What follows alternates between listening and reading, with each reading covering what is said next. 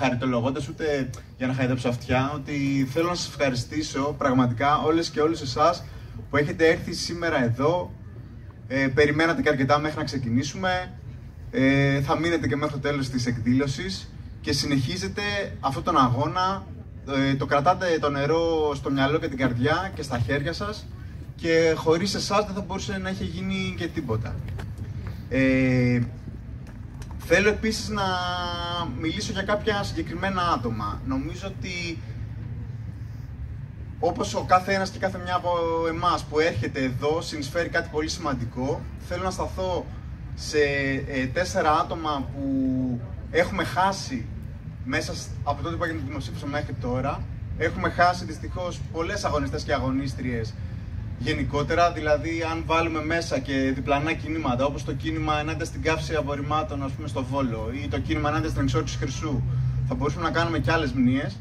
Εγώ θέλω να μιλήσω τουλάχιστον για το Θανάση το Παντέλεογλου που το χάσαμε τον Νοέμβρη του 2014, πολύ κοντά στο δημοψήφισμα, και ήταν ένας από τους αγωνιστές για το κίνημα ενάντια στη μόλυνση του Ασοπού.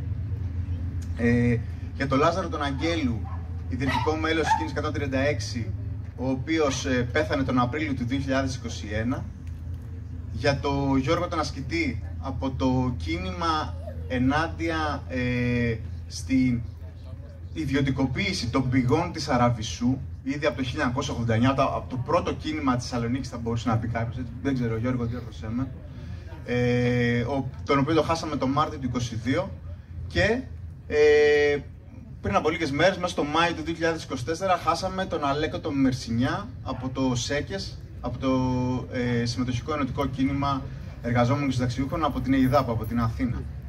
Όλοι αυτοί οι αγωνιστές συνεισέφεραν κάτι, δεν έχει σημασία, δεν το συνεισέφεραν με την κομματική τους ιδιότητα, με την πολιτική τους ιδιότητα, το συνεισέφεραν σαν άνθρωποι, σαν ενεργοί πολίτες.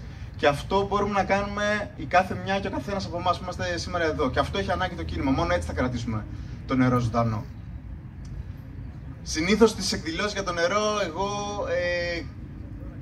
κάνω, ας πούμε, μια κριτική σε διάφορα κόμματα ή σε διάφορες παρατάξεις, γιατί έχω ένα πόνο, ας πούμε, νιώθω ότι μας προδώσανε για το θέμα του νερού, ή απ' τη μια έχω την αγωνία να βγουν κάποια χρήσιμα συμπεράσματα σχετικά με κόμματα ή συλλογικότητες για τα ζητήματα του νερού και για το κλίμα του νερού. Δεν θα το κάνω όμως αυτό σήμερα, γιατί όχι γιατί δεν χρειάζεται, πρέπει να βγάζουμε συμπεράσματα, αλλά το βασικότερο για μένα είναι ότι ουσιαστικά το κίνημα του νερού δεν ανήκει σε κανένα και σε καμία, σε κανένα κόμμα, σε καμία πολιτική κίνηση, σε καμία δημοτική παράταξη, οτιδήποτε, ή σε συνέλευση για το νερό. Ανήκει σε όλες και όλους εμάς. Μόνο έτσι μπορεί να κερδίζει ένα πραγματικό κίνημα, ένα τέτοιο κίνημα για το νερό. Έτσι έχουν κερδίσει και όλα τα κινήματα παντού για το νερό σε όλο τον κόσμο. Και τέλος, αυτό θέλω να σας παρακαλέσω, δηλαδή αν ο καθένας και κάθε μια από εμάς πάει πίσω στην παρέα του, στην οικογένειά του, στην πολυκατοικία του και πείσει 2-3 ανθρώπους να ξαναπιάσουμε το νήμα των αγώνων για το νερό, να το προστατεύσουμε, να μην το αφήσουμε όσες φορές και να το ξαναφέρουν ξανά και ξανά προς πώληση οι κυβερνήσεις, να το προστατεύσουμε, έτσι θα καταφέρουμε μόνο να το κερδίζουμε.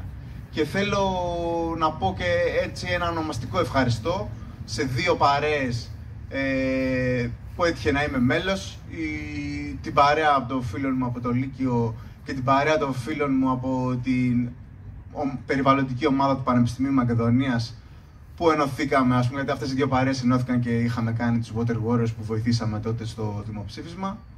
Οπότε θέλω να πω ένα ευχαριστώ στον Αντώνη, τον Ντόλι, τον Κωνσταντίνο, τον άλλο Κωνσταντίνο, τον Δημήτρη, τον άλλο Δημήτρη, τον Γιαννάκη, τον Γιώργο, τον άλλο Γιώργο και τον Θεόφιλο, την Όλγα, την Ανθή, τη Μαρία, την άλλη Μαρία, την Ειρήνη, την Αυγή, την Ιωάννα, τον Παράσε, τον Γιώργο, τη Λιδία, την Ανδρομάχη, την Έφη, τη Μίνα, τη Μάρο, τον Μανώλη και τον Τάσο. Και σας ευχαριστώ ξανά όλους και όλες σας που είστε σήμερα εδώ και θα συνεχίσουμε αυτόν τον αγώνα. Ευχαριστώ. Μπράβο, Τζορτ!